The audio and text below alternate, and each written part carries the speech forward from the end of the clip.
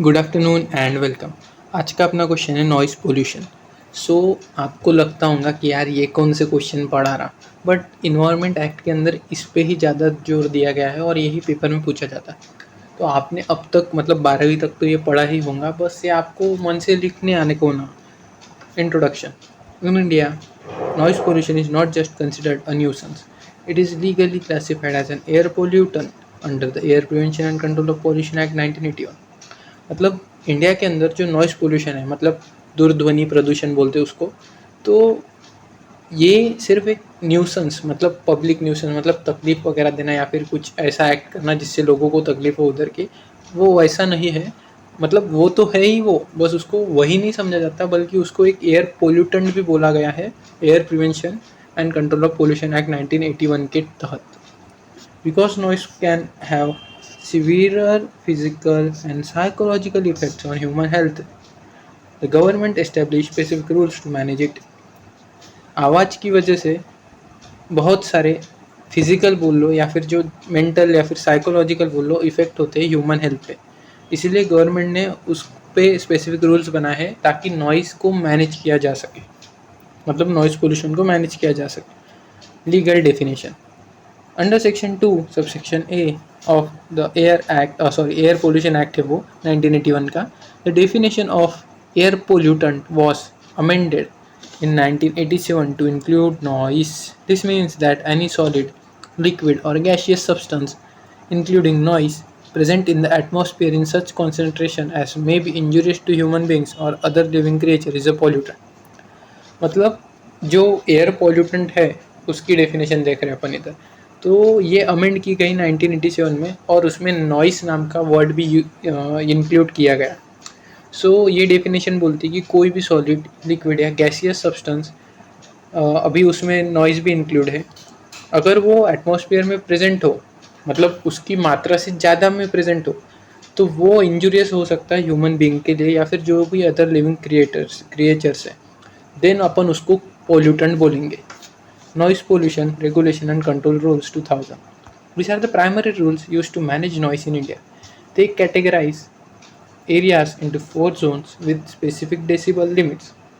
मतलब ये जो noise pollution regulation and control rules act है 2000 का, इसके अंदर कैटेगरीज दी गई है कि कौन से एरिया के अंदर मतलब इनको 4 जोन में डिवाइड करा गया और कौन से डिसिबल में वो साउंड होना किस एरिया में वो बताया गया।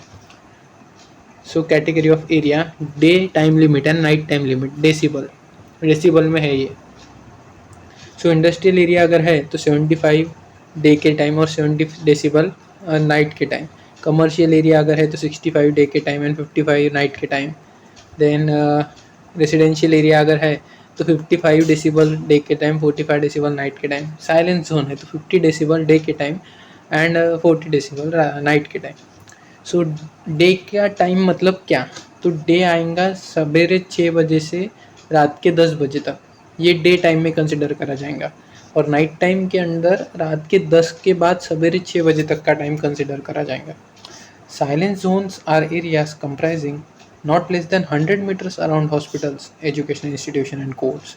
मतलब ये जो साइलेंट जोन एरिया है, ये जो रहते हैं वो हॉस्पिटल के आसपास के एरिया बोल लो, एजुकेशनल इंस्टीट्यूशन है किधर, कॉलेजेस वगैरह, तो उसके आसपास के एरिया या फिर कोर्ट के आसपास का 100 मीटर का एरिया वो साइलेंट जोन कंसिडर किया जाता है। ये कैटेगरीज है, ये आपको याद रखना पड़ेगा और पेपर में अगर याद रख पाए तो लिख देना, इंप्रेशन पड़ेगा उस पर चार्ट बना के ऐसे लिखे तो। Restrictions on loud speakers and public address system. The 2000 rules place strict restriction on the use of sound producing instrument. मतलब जो ये एक्ट था, क्या था, नॉइस, अभी देखा ना अपन ने, हाँ, noise pollution regulation and control rules 2000। तो इसके अंदर कुछ स्ट्रिक्ट रिस्ट्रिक्शंस दिए गए थे अगर आप साउंड प्रोड्यूसिंग इंस्ट्रूमेंट यूज़ करते हो तो।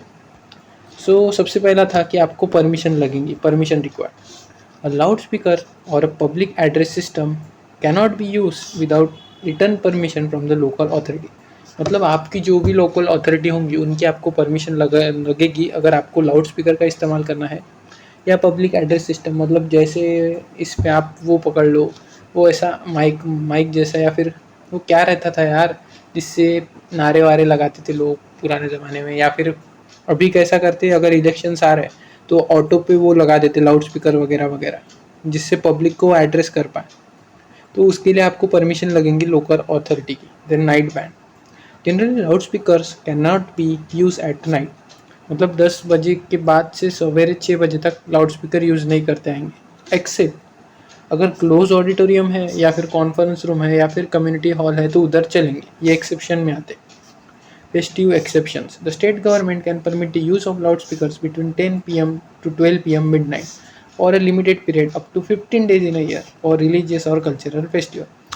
मतलब इसमें और एक एक्सेप्शन आता है, जैसा अगर फेस्टिवल सीजन है तो उस समय स्टेट गवर्नमेंट अलाउ करती कि रात के 10 बजे से लेके 12 बजे तक आप बजा सकते 2 घंटे के लिए, और ये 15 दिन के लिए रहता साल भर के अंदर, मतलब लिमिटेड पीरियड के लिए अलाउ करती government. Judicial interpretation and Article 21. The Supreme Court of India has played a massive role in expanding noise pollution laws. In landmark case in RE Noise Pollution 2005, the court held right to sleep. So ये important है। सो supreme court का एक massive role है, उन्होंने जो expand करे noise pollution के law के मतलब लॉज इंडिया के अंदर। सो एक लैंडमार्क केस के अंदर 2005 की उन्होंने बोला जो राइट टू स्लीप है वो right to life under article 21 के अंदर आता, मतलब right to life under article 21 includes right to sleep also and a peaceful environment. No one has a right to create noise even in the name of religion. मतलब supreme court ने article 21 को expand करते हुए ये बोला कि right to life के अंदर right to sleep and peaceful environment भी आता, मतलब स्लीप, आपको सोना भी अधिकार है, आपकी मतलब स्लीप कोई डिस्टर्ब नहीं कर सकता, रिलीजन के नाम पे भी नहीं कर सकता, ऐसा बोला supreme court. Freedom of speech versus silence, while the article 19 clause 1 subclause A gives the right to freedom of speech, it doesn't include the right to force others to listen. The right to remain silent is also a fundamental right. मतलब जो article 19 clause A 1 clause sub clause A है वो right to freedom of speech तो देता, but इसके अंदर ये include नहीं है कि आप लोगों को फोर्स करो कुछ सुनने के लिए। मतलब right to remain silent is also fundamental right, ये बोला गया इसके अंदर। Penalties and enforcement. If someone violates these noise standards, the authorities, usually the district magistrate or police commissioner, have the power. मतलब जो लोकल अथॉरिटीज़ देखे अपन ने वो रहते डिस्ट्रिक्ट मैजिस्ट्रेट या फिर पुलिस कमिश्नर। सो अगर कोई वॉयलेट करता है ये तो इनके पास पावर है, सबसे पहले तो वो इक्विपमेंट सीज कर लेंगे, मगर मंजे मतलब अगर वो लाउड स्पीकर होगा तो उसको सीज कर देंगे, या कोई भी नॉइस मेकिंग डिवाइस हुआ डीजे वगैरह तो उसको भी सीज कर सकते हैं। इम्प्रिजॉनमेंट या फिर फाइन लगाएंगे। Under Environment Protection Act 1996, violation can lead to imprisonment for up to 5 years or a fine up to 1 lakh or both. मतलब अगर आप वायलेट करते हो तो आपको इन्वायरमेंट प्रोटेक्शन एक्ट 1986 के तहत 5 साल तक की जेल भी हो सकती, या फिर 1 लाख तक का फाइन भी भरना पड़ेगा, या फिर दोनों हो सकते। कंप्लेंट मैकेनिज्म, ये इसलिए इतना ज़्यादा रखा ताकि लोगों के अंदर डर बैठा रहे कि भाई रात के बाद मतलब 12 बजे के बाद लाउड स्पीकर नहीं बजाना, ऐसा। Complaint mechanisms, any person can complain to local authority if the noise level exceeds the ambient standards by 10 decibel or more. मतलब जो अपन ने ऊपर चार्ट देखा, अगर कोई उसको थोड़ा भी मतलब 10 डेसिबल से ज़्यादा, 10 डेसिबल या उससे ज़्यादा उसमें इंक्रीज करता है, मतलब अपन इधर देखा ना कि साइलेंस जोन है तो डे के टाइम 50 की लिमिट है डेसिबल की, तो अगर कोई 60 या 65 पे बजाता है तो उस कंडीशन में उसको मतलब उसकी कंप्लेंट की जा सकती है लोकल अथॉरिटी के पास, ऐसा बोला है उन्होंने।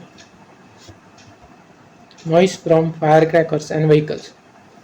Fire crackers, the supreme court has ban the use of fire crackers that generate high noise usually above 125 decibels and has restricted their use to green crackers during specific hours on festivals like Diwali. मतलब supreme court ने ban कर दिया ऐसे fire cracker को जिनसे 125 decibel से ज़्यादा का आवाज़ जनरेट होता था, और रिस्ट्रिक्ट कर दिया ग्रीन क्रैकर्स, मतलब कि आप ग्रीन क्रैकर्स यूज़ करो फेस्टिवल के टाइम, दिवाली के टाइम और स्पेसिफिक आवर्स के लिए। मतलब ग्रीन क्रैकर्स मतलब इन्वायरमेंट फ्रेंडली क्रैकर्स रहते, वो ज़्यादा नॉइस नहीं करते वो। Vehicular noise, regulated under central motor vehicles rule. which mandate that every vehicle must be fitted with a silencer and prohibits the use of multi-tone or musical horn. अभी बहुत से बच्चे क्या करते हो बुलेट पे ऐसा वो ये साइलेंसर लगाते फट फट फट फट आवाज़ करता वो, लेकिन अभी वैसे वो साइलेंसर बैन कर दिए और ये बोला कि आप जो व्हीकल से साउंड जनरेट होता आप उधर वो सिंपल वाले साइलेंसर लगाओ जिससे वो साउंड ज़्यादा फैले नहीं, और प्रोहिबिट कर दिया जो मल्टी टोन और म्यूजिकल हॉर्न्स रहते थे, मतलब अपने ये गाड़ी के हॉर्न्स, तो वो भी प्रोहिबिट कर दिया यूज़ उनका।